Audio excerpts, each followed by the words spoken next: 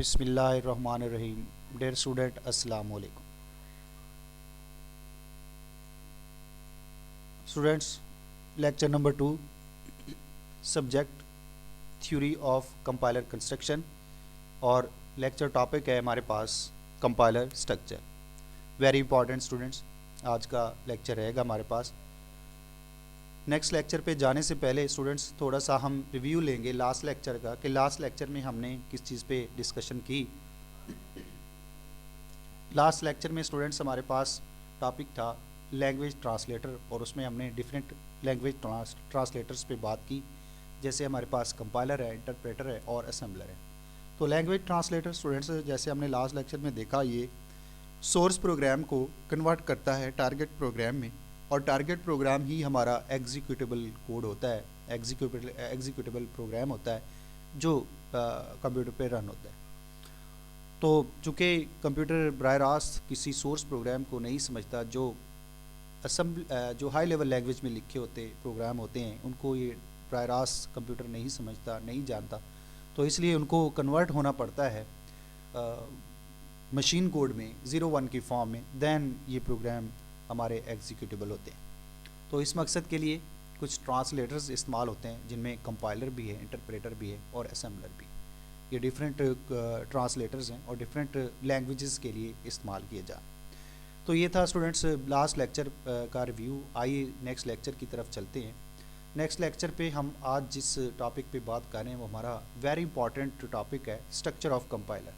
Students, हम देखेंगे कि कंपाइलर का स्ट्रक्चर क्या है, कंपाइलर के क्या कंपोनेंट्स हैं, कौन से उसके पार्ट्स हैं और उनके क्या डिफरेंट फंक्शनैलिटीज़ हैं। ये आज के इस लेक्चर में हमारे साथ हम इस पे बात करते रहेंगे। स्टूडेंट्स, अगर हम इस कंपाइलर के बॉक्स को ओपन करें तो हमारे सामने इसके दो मेन पार्ट्स हमें नज़र आते हैं, जिसमें सबसे पहले एनालिसिस है और उसके बाद साइंथिसिस है। स्टूडेंट्स, एनालिसिस अपनी फंक्शनैलिटीज़ परफॉर्म कर रहा है और साइंथिसिस पार्ट अपनी फंक्शनैलिटीज़ परफॉर्म कर रहा है। यहाँ हम इनको डिटेल से देखते रहें। यहाँ अगर हम इस हिसाब से देखें तो the analysis part break up the source program into constituent pieces and impose a grammatical structure on them. Students, very important line है, इसको देखें। यहाँ पे वो कहता है कि जो एनालिसिस पार्ट है ये सोर्स प्रोग्राम को पार्ट्स में डिवाइड कर देता है और उन पे एक ग्रामेटिकल स्ट्रक्चर अप्लाई कर देता है। अगेन स्टूडेंट, वेरी इंपॉर्टेंट कि एनालिसिस पार्ट जो है ये प्रोग्राम को पार्ट्स में डिवाइड कर रहा है और उन पे ग्रामेटिकल स्ट्रक्चर अप्लाई कर रहा है। स्टूडेंट्स, ग्रामेटिकल स्ट्रक्चर की अगर हम बात करें तो ये जो पार्ट्स बन रहे हैं इन पे कॉन्स्टेंट्स अप्लाई हो रहे हैं, इन पे रूल्स अप्लाई हो रहे हैं, इन पे बाकायदा कुछ प्रिंसिपल्स हैं जो अप्लाई होते हैं, और उन प्रिंसिपल्स के हिसाब से ये आगे स्ट्रक्चर बनता है। स्टूडेंट, ये आगे चल के हमारे सामने आ जाएंगे, ये कैसे स्ट्रक्चर बन रहे हैं, किस तरीके से बन रहे हैं। तो जो भी स्ट्रक्चर बनेगा, जो भी एक लेआउट बनेगा, जो भी ढांचा बनेगा, उस प्रोग्राम को जब उसको पार्ट्स में डिवाइड किया गया है तो उस पर कुछ रूल्स अप्लाई हो जाएंगे, कुछ कॉन्स्टेंट्स अप्लाई हो जाएंगे, वो उनके हिसाब से आगे वो स्ट्रक्चर डेवलप होगा। तो ये एनालिसिस पार्ट का हिस्सा है।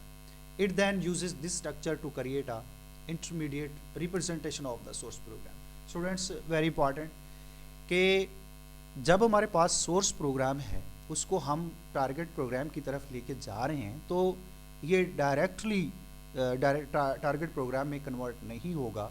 ये दरमियान में कुछ इंटरमीडिएट रिप्रेजेंटेशंस हैं जिसकी शक्ल में ये प्रोग्राम हमारा कन्वर्ट होगा। तो ये जो दरमियान में कुछ इसकी रिप्रेजेंटेशन आ रही हैं, इनको हम इंटरमीडिएट रिप्रेजेंटेशन का नाम देंगे।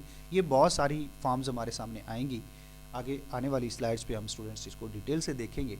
तो बहरहाल जब ये एनालिसिस पार्ट सोर्स प्रोग्राम को टारगेट प्रोग्राम की तरफ लेके चलता है तो दरमियान में कुछ इंटरमीडिएट रिप्रेजेंटेशन भी आती हैं इस सोर्स प्रोग्राम की, और यानी ये सोर्स प्रोग्राम से दैन आगे फर्दर किसी और रिप्रेजेंटेशन में ये सोर्स प्रोग्राम कन्वर्ट हो जाता है। If the analysis part detect that the source programme is either syntactically ill formed are semantically unsound, then it must provide informative message.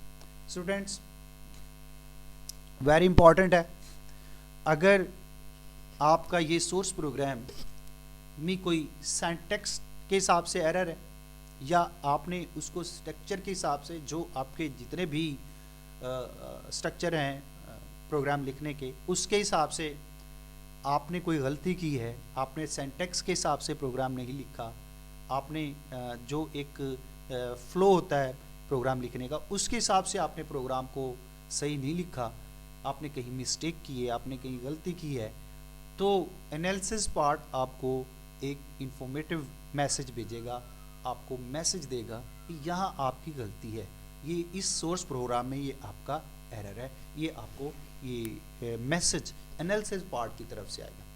So the user can take corrective action. तो फिर user जो है वो उसके ऊपर अपने जो correction है वो करेगा, जहाँ गलती है, जहाँ पे एरर है, यूज़र उसको ठीक करेगा और फिर देन आगे फर्दर अगला प्रोसेस चलेगा. द एनालिसिस पार्ट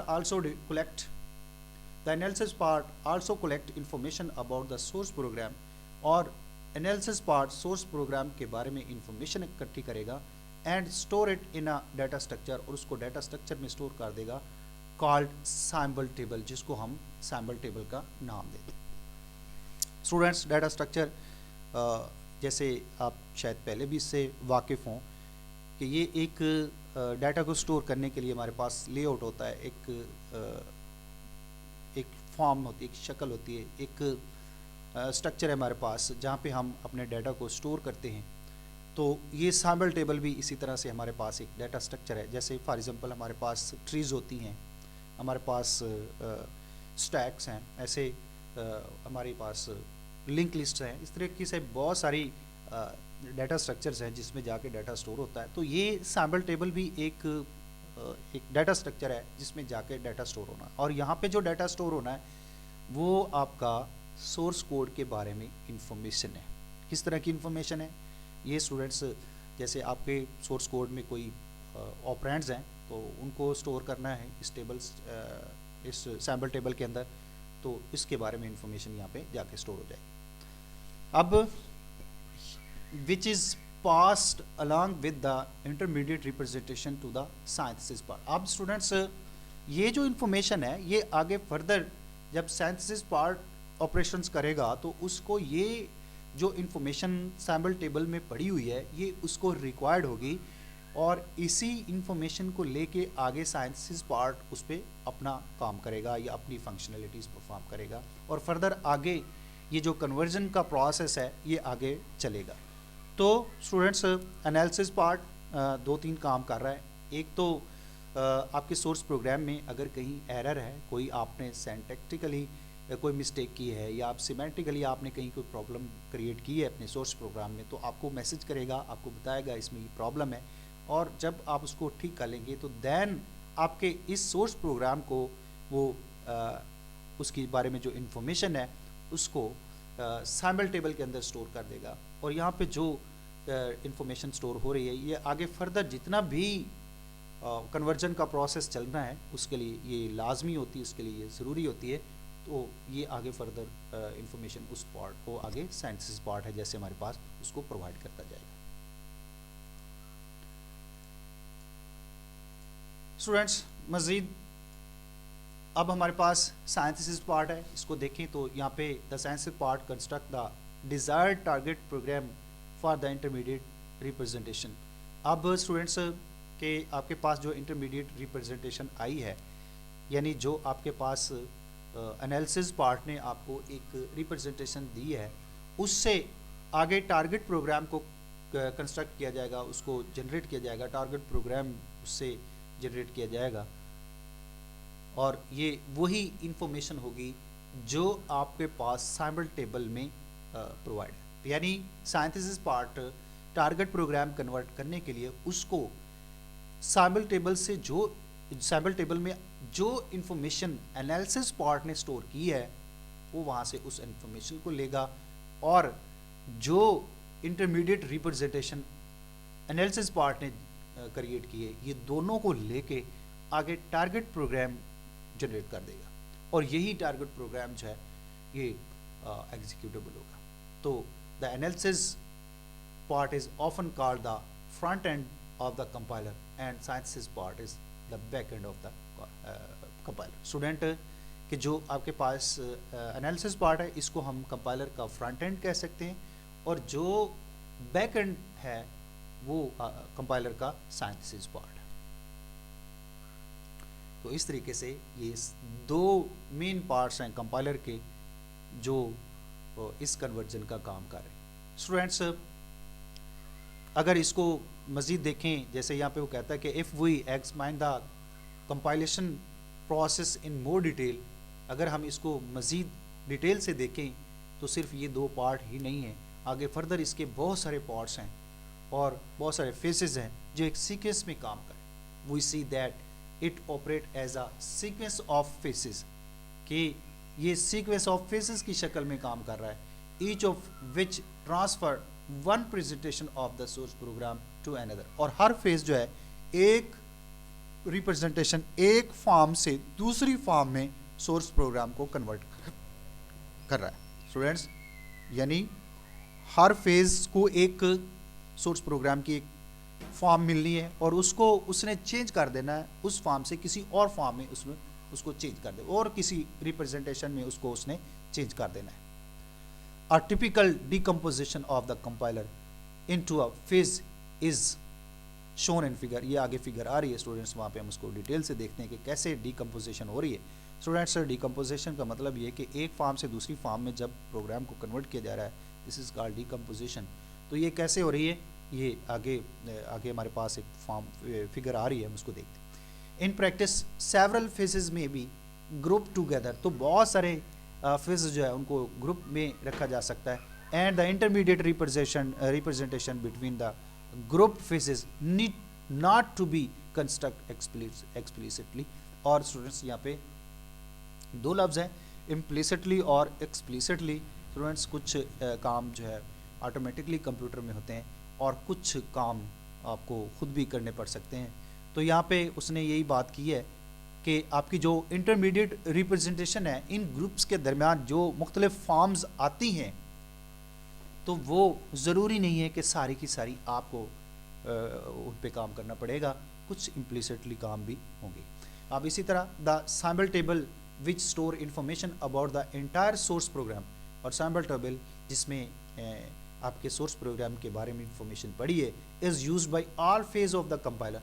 तो इसको कंपाइलर के तमाम जो पार्ट्स हैं वो इसको यूज करेंगे। यानी जो कंपाइलर है इसके स्ट्रक्चर को हम देखें तो यहाँ सिर्फ दो पार्ट ही इसमें नहीं है, यानी एनालिसिस और सिंथेसिस पार्ट ही नहीं है।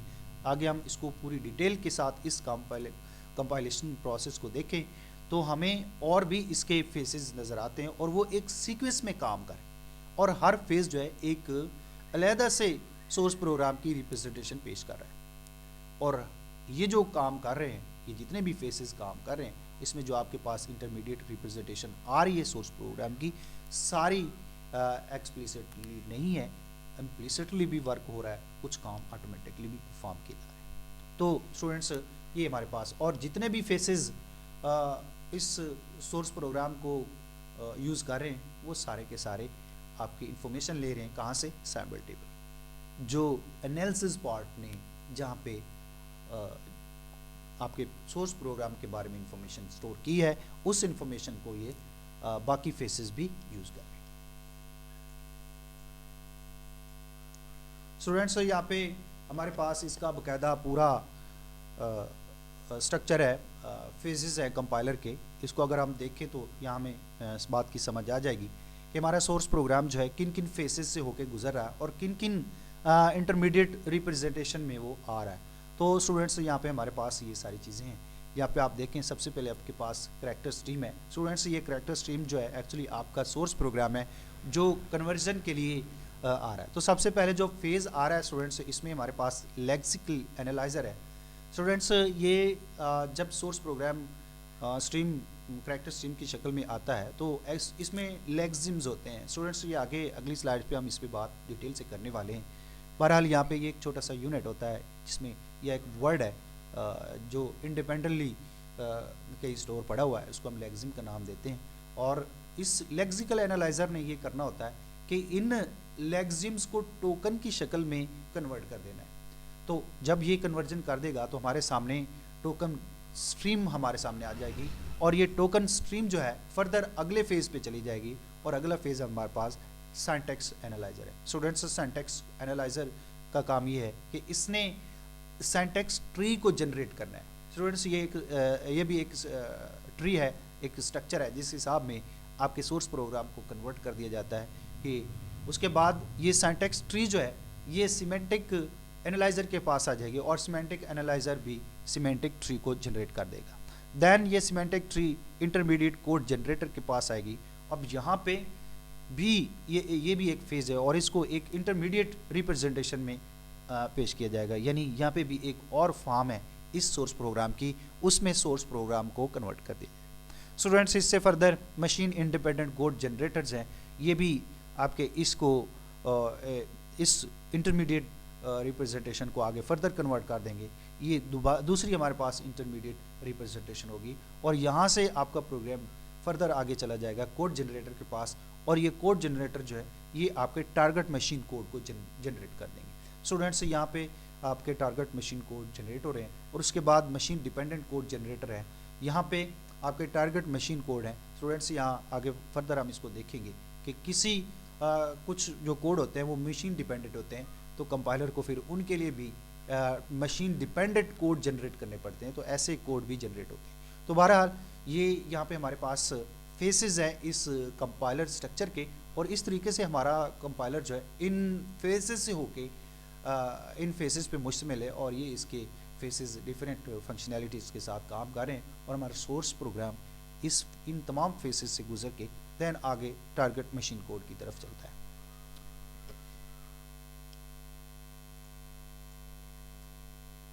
स्टूडेंट्स, अभी हम बात कर रहे थे, हमने देखा इस कंपाइलेशन प्रोसेस में, तो सबसे पहले हमारे पास लेक्सिकल एनालाइज़र था। Lexical analyser students very important है, सबसे पहला फेज़ है कंपाइलर के स्ट्रक्चर में।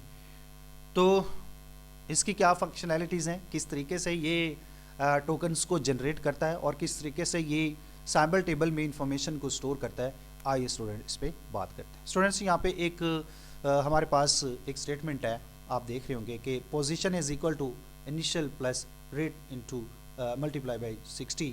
तो ये एक स्टेटमेंट है, और इसको हम असाइनमेंट स्टेटमेंट का नाम देते हैं। ये हमारे पास असाइनमेंट स्टेटमेंट है, आप देख रहे हैं कि यहाँ पे मल्टीप्लिकेशन का ऑपरेशन भी है, फिर प्लस का है, और उसके बाद असाइन हो रही वैल्यू पोजीशन को। तो ये एक स्टेटमेंट है। अब ये स्टेटमेंट फॉर एग्जांपल कंपाइलर के पास है, और स्पेशली हम लेक्सिकल एनालाइज़र की बात करें तो उसके पास जब आएगी तो ये इसके ऊपर ये फॉलोइंग ऑपरेशंस परफॉर्म करेगा। सबसे पहले स्टूडेंट्स, ये पोजीशन जो है ये हमारे पास लेक्सिम है, और इसको वो मैप कर देगा इस टोकन के ऊपर ID1 पे इसको ये मैप कर देगा।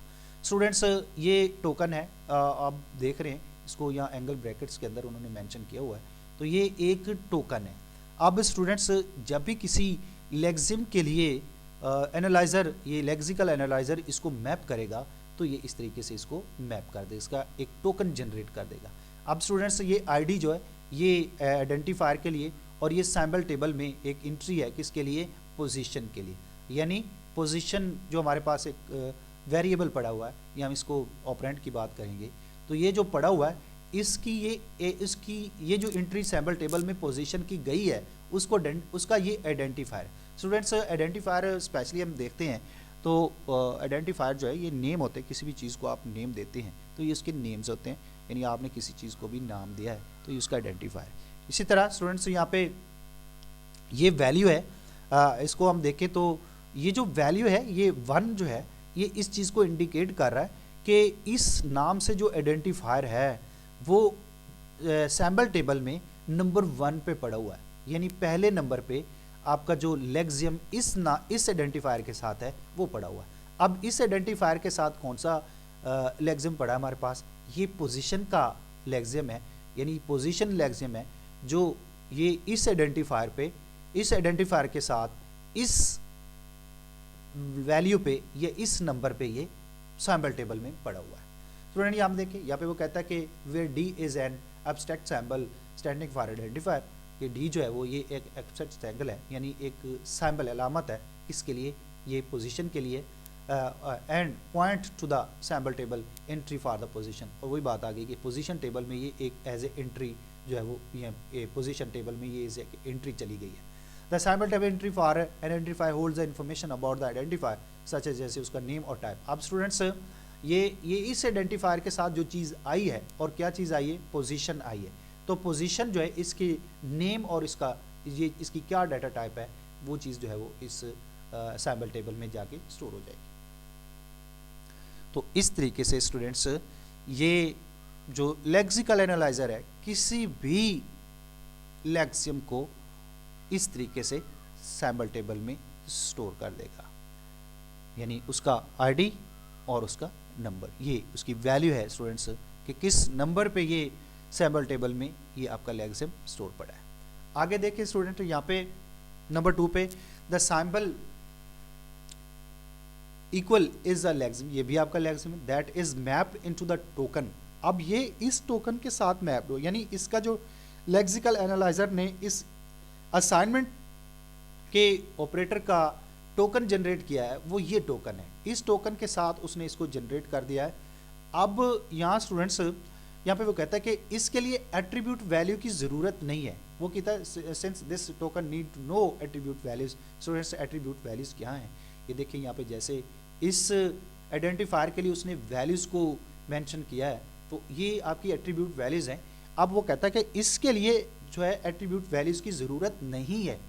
क्यों नहीं है स्टूडेंट्स? इसलिए नहीं है कि अगर इसी टोकन के साथ इसको सैम्बल टेबल में स्टोर कर दिया जाए तो फिर इसको आगे फर्दर इसकी जो आइडेंटिफिकेशन है या आगे फर्दर जितनी भी इंटरमीडिएट रिप्रेजेंटेशन आनी है वहाँ इसको समझने में आसानी आ जाएगी, यानी आपको पता चल जाएगा कि ये आपका इक्वल का सैम्बल है या इक्वल का आपका असाइनमेंट ऑपरेटर है जो आपने यूज़ करना है। ये आपको समझने में आसानी रहेगी या आपके कंपाइलर को समझने में आसानी रहेगी, या जितनी भी आगे फर्दर प्रोसीडिंग होनी है, जितने भी आगे प्रोसेस होना है इस कन्वर्जन का, वहाँ जिस जिस फॉर्म में या जिस जिस फॉर्मेट में भी आपका सोर्स प्रोग्राम आएगा वहाँ इसको समझने में आसानी रहेगी कि ये आपका एक असाइनमेंट ऑपरेटर है। इसलिए इसको यहाँ इस फॉर्म में जैसे ये ID और 1 लिखा हुआ है इस फॉर्म में कन्वर्ट नहीं किया गया ताकि आप इसको आसानी से समझें। यही बात है, we have omitted the second component के हमने इसको उस तरीके से नहीं लिखा। We could have use any abstract symbol such as assign, हम इसको असाइन का भी नाम दे सकते हैं इस टोकन के नाम के साथ, but for notational convenience we have chosen to use the lexeme itself as the name of the abstract symbol. तो यहाँ पे उसने कहा है कि अगर हम इसकी नोटेशन को देखें यानी इसको लिखने के स्टाइल को देखें तो हमने क्या किया है कि हमने इसको सेम वैसे ही लिख लिया है ताकि हम इसको आसानी से समझ सकें। ये भी हो सकता था कि आप इसको एज ए असाइन इसको नाम दे देते तो फिर इसको समझना थोड़ा मुश्किल हो जाता, लेकिन जब आप इसको इस तरीके से देखेंगे तो आप इसको आसानी से समझ लेंगे, ये इसलिए यहाँ पे इसको मेंशन किया। इस तरह स्टूडेंट्स यहाँ पे आप देखेंगे तो अगला हमारे पास जो लेक्सिम है वो है इनिशियल का है और इसको भी यहाँ पे मैप किया गया। अब यहाँ पे इसको इस तरीके से मैप किया गया। अब इसके लिए भी ID और इसको वैल्यू जो दी गई है 2 है, तो स्टूडेंट ये इस तरीके से इसको मैप किया गया। अब यहाँ पे अगर हम इस चीज़ को गौर से देखें तो एक चीज़ हमारे सामने आती है कि जितने भी आपके वेरिएबल्स हैं उनको इस ID और उसके बाद वैल्यूज़ के साथ इन एट्रीब्यूट वैल्यूज़ के साथ इनको मैप किया गया, इनके टोकन जनरेट किए गए। बाकी जो आपके ऑपरेटर्स हैं उनको सेम वैसे ही इसी शक्ल में उनको लिखा गया। इस तरह स्टूडेंट्स आप प्लस को देखेंगे, आपके पास ऑपरेटर है, ये भी आपका लेक्सिम है, that is map into the token. अब इसके लिए ये टोकन जनरेट किया गया, इसके लिए इस तरीके से को टोकन पे मैप कर दिया गया। अब अगेन स्टूडेंट इसको सेम उसी ऑपरेटर जैसा ये ऑपरेटर है वैसा ही इसको यहाँ पे उसको जनरेट कर दिया गया। अब इस तरह स्टूडेंट्स यहाँ पे रेट को देखें, ये हमारे पास यकीनी तौर पे जो है वो हमारे पास वेरिएबल है, तो यहाँ इसको भी जो है उसी पिछली नोटेशंस के साथ ही इसको भी वैसे ही कन्वर्ट कर दिया। और यहाँ स्टैरिक हमारे पास ये मल्टीप्लिकेशन है तो इसको भी यहाँ ऐसे ही उसी ऑपरेटर की शक्ल में ही यहाँ पे कर। और स्टूडेंट यहाँ 60 हमारे पास ये चूँकि एक कांस्टेंट वैल्यू है तो इसको भी किसी और नाम के साथ नहीं, इसको भी सेम उसी टोकन के साथ यहाँ इसको रिप्रेजेंट किया गया है। तो स्टूडेंट्स, ये काम किसका है? लेक्सिकल एनालाइजर का काम है। इसने किसी भी सोर्स प्रोग्राम को जब कन्वर्ट करेगा, उसके टोकन्स जनरेट करेगा, तो वो इस तरीके से टोकन्स को जनरेट करेगा और फिर सैम्पल टेबल में इसकी जाके इंफॉर्मेशन स्टोर करेगा। आइए स्टूडेंट देखते हैं कि सैम्पल टेबल में इंफॉर्मेशन किस तरीके से स्टोर होती है। यहाँ हमारे पास इसकी कुछ रिप्रेजेंटेशन है, जिससे हमें बेहतर तरीके से समझ आ जाएगी कि इसकी जो टोकन्स हैं वो कैसे जनरेट हो रहे हैं और सैम्पल टेबल में जो हमारे पास डाटा स्ट्रक्चर है उसमें किस तरह की इंफॉर्मेशन स्टोर हो रही है। स्टूडेंट, यहाँ आप देख रहे होंगे कि आपके पास वही स्टेटमेंट, उसके यहाँ टोकन जनरेट है। जैसे आप देख रहे हैं, ये फर्स्ट टोकन है हमारे पास ID1, उसके बाद इक्वल का है, उसके बाद ID2, फिर हमारे पास प्लस है, उसके बाद ID3 है, फिर मल्टीप्लिकेशन है और उसके बाद 60 है। तो स्टूडेंट, ये सारे टोकन हैं, इन टोकन्स को जनरेट कर दिया गया है, इन टोकन को मैप कर दिया गया है और ये आपके टोकन हैं और ये काम लेक्सिकल एनालाइजर ने किया। जब आपके ये टोकन जनरेट हो जाएंगे या टोकन मैप हो जाएंगे, तो फिर देन उसके बाद इसको सैम्पल टेबल के ऊपर इसके बारे में इंफॉर्मेशन को स्टोर किया जाएगा, सैम्पल टेबल के बारे में इंफॉर्मेशन को स्टोर कर दिया जाएगा। स्टूडेंट, जैसे हमारे पास ID1 है, ID1 यहाँ पे आप देख रहे होंगे कि ये वो की वैल्यू है, एट्रीब्यूट वैल्यू है, जो यहाँ पे आपके पास 1 है और यहाँ पे इसको 1 स्टोर किया गया। स्टूडेंट, अब इस 1 से पता चलता है, इस 1 पे से पता चलेगा कि जो आपके पास सैम्पल टेबल है उसके अंदर 1 की लोकेशन पे क्या चीज़ स्टोर पड़ी है। तो 1 पे जाके देखें तो यहाँ हमारे पास पोजीशन है, यहाँ पर हमारे पास पोजीशन है। आप जितने भी कंपाइलर के आगे फर्दर फेसेस कन्वर्जन का काम करेंगे या इंटरमीडिएट रिप्रेजेंटेशन जनरेट की जाएंगी, क्रिएट की जाएंगी, तो जब ये यहाँ से ID1 को देखेंगे तो 1 पे जाके उनको क्या चीज़ मिलेगी, यहाँ पे हमारे पास पोजीशन जो हमारा ऑपरेंड है वो यहाँ पे स्टोर पड़ा हुआ है और उसको यहाँ से उसको उठाया जाएगा और उसको यहाँ से लिया जाएगा, या उसमें कोई वैल्यू स्टोर करनी है, जो भी करना है वो यहाँ पे इसमें फिर इस पोजीशन पे आके उसको देखा जाए। इसी तरह स्टूडेंट्स, ID2 है। अब ID2 पे 2 को अगर आप देखें तो वहाँ पे इनिशियल के नाम से जो हमारा ऑपरेंड है वो पड़ा हुआ है और ID3 को आप देखें तो हमारे पास रेट के नाम से जो ऑपरेंड है वो पड़ा हुआ है। स्टूडेंट्स, आप यहाँ पे देख रहे होंगे कि जो हमारे ऑपरेंड्स हैं जिनको एट्रीब्यूट वैल्यूज़ मिली हुई थी वो तो यहाँ आपके इस सैम्पल टेबल में आपको नज़र आ रहे हैं, लेकिन जबकि जो हमारे दूसरे टोकन्स हैं उनको यहाँ पे जगह नहीं मिली। इसीलिए नहीं मिली कि ये डायरेक्ट आपके आगे फर्दर कन्वर्जन में आते जाएंगे, लेकिन सैम्पल टेबल में आपके ये ऑपरेंड्स हैं ये आपके यहाँ पे स्टोर कर दिया। तो इस तरीके से स्टूडेंट्स, ये लेक्सिकल एनालाइजर जो है ये आपका टोकन्स को जनरेट करेगा और उसके बाद यहाँ इसी सोर्स प्रोग्राम में से जो इंफॉर्मेशन होगी उसको सैम्पल टेबल में जाके स्टोर कर देगा। तो this is the lexical analyser. Students, again हमारे पास very important syntax analyser. Students, ये सेकंड फेज है कंपाइलर का और जिसको हम सिंटैक्स एनालाइजर या इसको पार्सिंग का नाम भी देते हैं। ये सिंटैक्स एनालिसिस का काम करता है और पार्सिंग का काम करता है। इसको पार्सर का नाम देते हैं और ये पार्सिंग का काम करता है। और ये फर्स्ट कंपोनेंट है जो टोकन प्रोड्यूस किए हैं लेक्सिकल एनालाइजर ने, उनको लेके ये tree like intermediate representation generate कर देगा। अगेन स्टूडेंट, ये दूसरा कंपोनेंट है, इसको हम सिंटैक्स एनालाइजर का नाम भी देते हैं और ये एनालिसिस का काम करता है या पार्सिंग का काम करता है। स्टूडेंट्स, जो टोकन लेक्सिकल एनालाइजर ने जनरेट किए हैं उनको लेगा और ट्री लाइक एक इंटरमीडिएट रिप्रेजेंटेशन है सोर्स कोड की, उसमें सोर्स कोड को कन्वर्ट कर देगा, या उस सोर्स कोड की एक ट्री लाइक रिप्रेजेंटेशन क्रिएट कर देगा और उस पे ग्रामेटिकल स्ट्रक्चर अप्लाई कर देगा, ग्रामेटिकल स्ट्रक्चर अप्लाई कर देगा। अगेन स्टूडेंट्स, मतलब आप जैसे मैथमेटिकल ऑपरेशन देखें, आपकी कोई इक्वेशन है, उसमें मैथमेटिकल ऑपरेशंस आ गए आपके, तो मैथमेटिकल ऑपरेशन जो परफॉर्म होते हैं वो आपके उसके बाकायदा रूल्स हैं, उसकी बाकायदा प्रेसिडेंसी है, उसी के हिसाब से उन पे ऑपरेशन होता है। तो this is the grammatical rules for the operations. तो आपके इसी तरह ये जो यहाँ पे ट्री क्रिएट की जाएगी, उस पर भी उनके ग्रामेटिकल स्ट्रक्चर अप्लाई कर दी जाएगी, यानी उनकी जो ये ट्री बन रही है वो किसी रूल्स के हिसाब से बन रही है। तो अभी हम इस पे बात करते हैं ये क्या ग्रामेटिकल स्ट्रक्चर क्या है। तो स्टूडेंट्स, इसी तरह कि आपका जो ये सिंटैक्स एनालाइजर ट्री क्रिएट कर रहा है,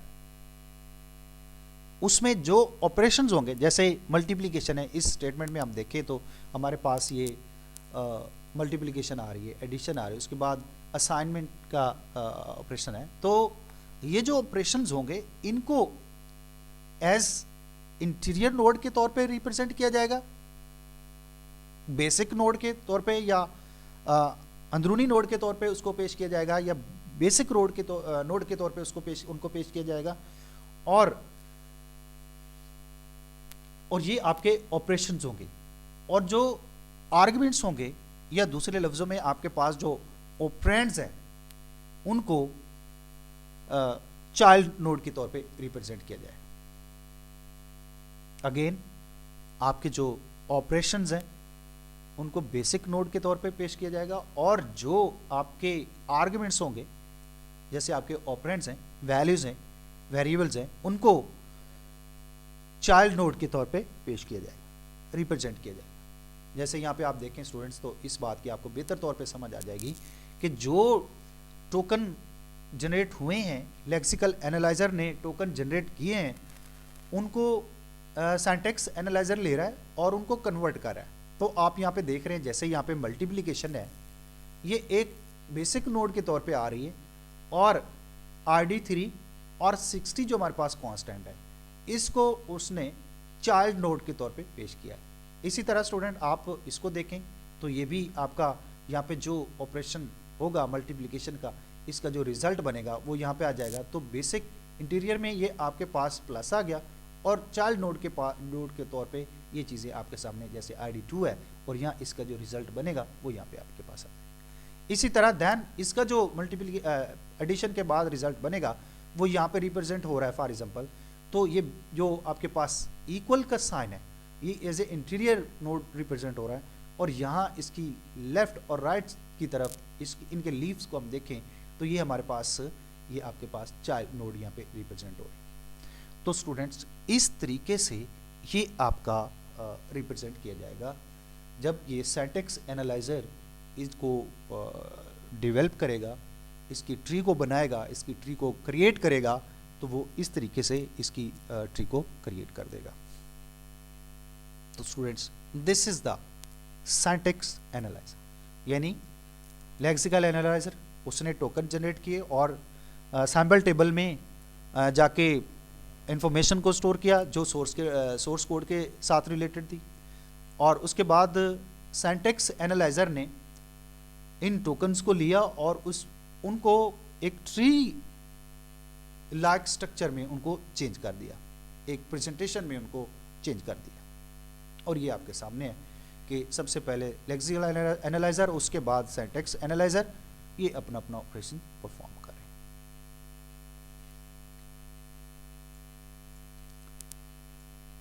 स्टूडेंट्स, यहां पे आप देखें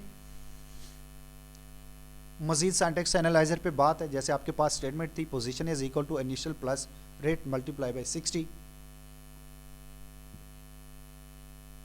तो अब यहां स्टूडेंट्स ये चीज समझने की है, जैसे हम ग्रामेटिकल स्ट्रक्चर की बात कर रहे थे कि जब इनको अरेंज किया जाएगा इस ट्री फॉर्मेट में या ट्री लाइक स्ट्रक्चर में या इस रिप्रेजेंटेशन में, इसको सिंटैक्स एनालाइजर रिप्रेजेंट करेगा, तो यहाँ पे उसने तरतीब को देखना है।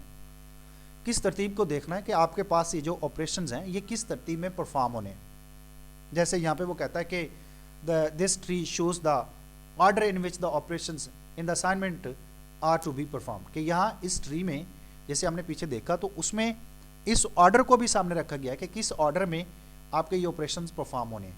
तो यहाँ पे देखें, the tree has an interior node labelled static with ID3, के पिछली ट्री को हमने देखा जैसे वो इंटीरियर नोड था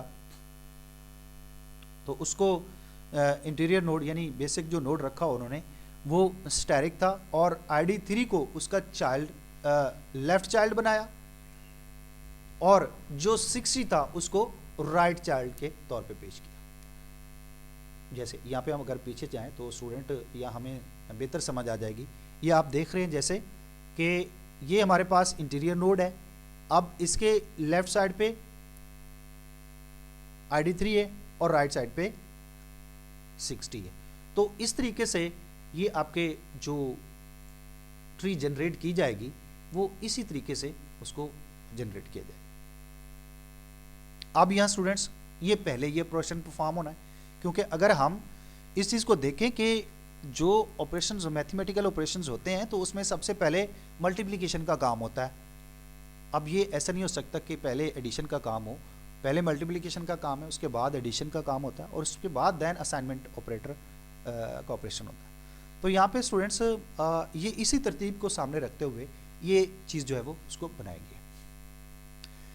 अब स्टूडेंट्स यहाँ पे अगर हम देखें तो जैसे ID3 है, ये हमारे पास एक आइडेंटिफायर पड़ा था रेट, जिसको हमने लेक्सिम बनाया था और उसको हमने सैम्पल टेबल में जाके स्टोर किया था। तो ID3 जो है ये इसी चीज़ को रिप्रेजेंट कर रहा है, यानी इस चीज़ पे जो ID3 है इस पे हमारे पास एक आइडेंटिफायर है रेट के नाम से, और ये आपका कहाँ स्टोर पड़ा है, सैम्पल टेबल में स्टोर पड़ा है।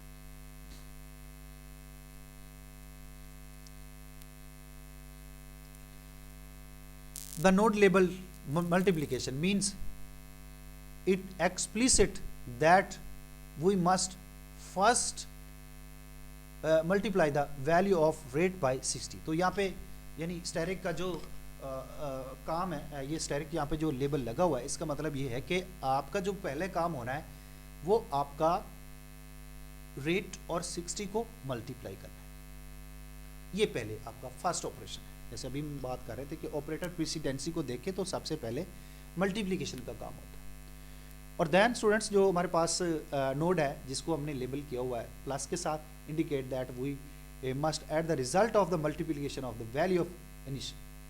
अब जो पीछे हमने जो रिजल्ट बना है हमारा, या रेट और 60 को जो मल्टीप्लाई करेंगे इसका जो रिजल्ट बनेगा देन इनिशियल और वो रिजल्ट आपस में जमा हो जाएंगे, आपस में प्लस हो जाएंगे।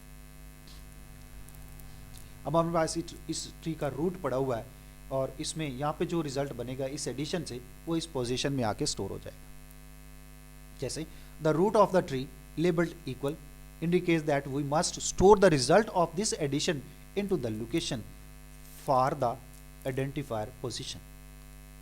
अब यहाँ स्टूडेंट्स देखें कि यहाँ पे जो रिजल्ट बनना है इसको कहाँ जाके स्टोर करना है, पोजीशन के आइडेंटिफायर में स्टोर करना है, पोजीशन के आइडेंटिफायर में स्टोर करना है। और यही ये पोजीशन हमारा कहाँ पड़ा है, सैम्पल टेबल में ID1 के ऊपर पड़ा हुआ है।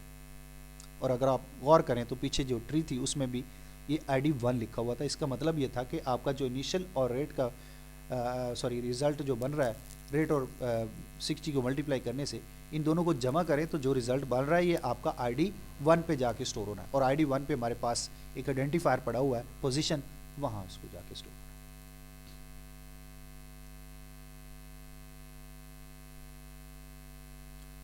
तो स्टूडेंट्स ये हमारे पास एक तरीकाकार है, इस तरीके से ये ट्री लाइक जो स्ट्रक्चर है या रिप्रेजेंटेशन है सोर्स कोड की, ये सिंटैक्स एनालाइजर इसको जनरेट कर देगा, इसको बना देगा।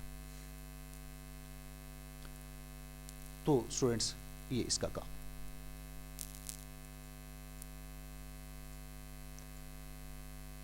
यहाँ स्टूडेंट्स देखें तो ये सारी जो पिक्चर है ये हमारे सामने क्लियर हो जाती है कि ये सिंटैक्स एनालाइज़र जो है ये कैसे काम कर रहा है, किस तरीके से ये काम कर रहा है।